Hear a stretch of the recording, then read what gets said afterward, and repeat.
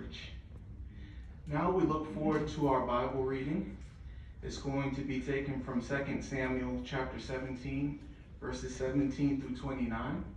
And we're going to call up Brother Dimitri Jamerson to help us.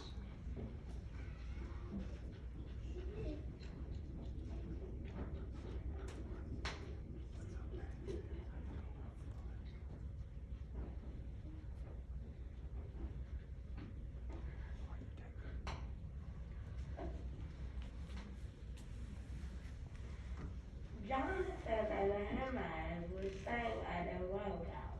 So a servant girl went off and told them, and they went to tell King David, for they did not dare to be seen into the city. However, a young man saw them and told Absalom. So the two of them quickly went off and came to the house of a man in Behuda, who had a well in his courtyard. They went down into it, and the man's wife spread a covering over the top of their well, and covered it with cracked grain. No one knew about it. The servants of Absalom came to the woman at her house and asked, "Where are Ahimaaz and Jonathan?" The woman replied, "They passed by toward the water." Then the men searched for them, but did not find them. So they returned to Jerusalem. After the men were gone, they came up out of the well and went and informed King David. They said to him, "Rise up and quickly cross the water, for this is what Ahithophel advised against you." Immediately David and all the people with him rose up and crossed the Jordan.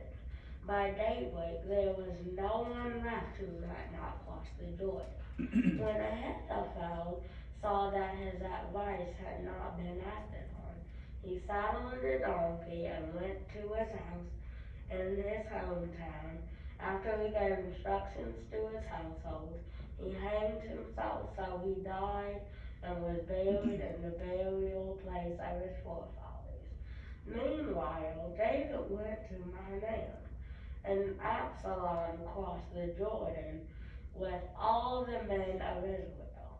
Absalom put Amasa in charge of the army in place of Joab.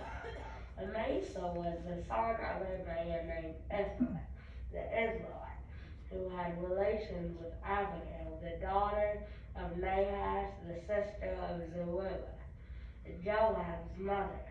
Israel and Absalom camped in the land of Gilead. As soon as David came to Mahanaim, Shobi, the son of Nahash, from Rabbah of the Ammonites, Machir, the son of Amiel, from Lodebar, and Barzillai. The Gileadite from Rogelim bought beds, basins, clay pots, wheat, barley, flour, roasted grain, broad beans, lentils, parched grain, honey, butter, sheep, and cheese. They brought all of this out for David and the people with him to eat. For they said, "The people are hungry and tired and thirsty in the wilderness."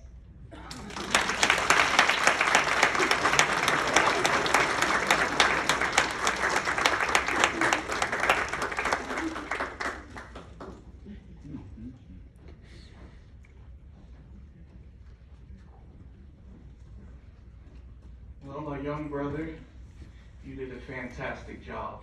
We thank you so much for that fine reading. Now, your study point was accurate reading.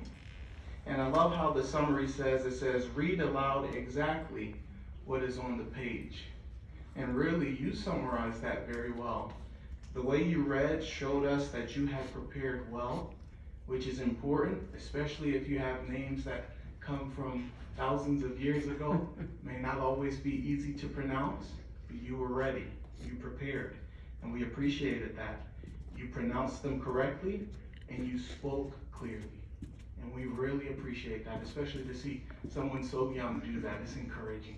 So keep up the good work. We look forward to your next talk.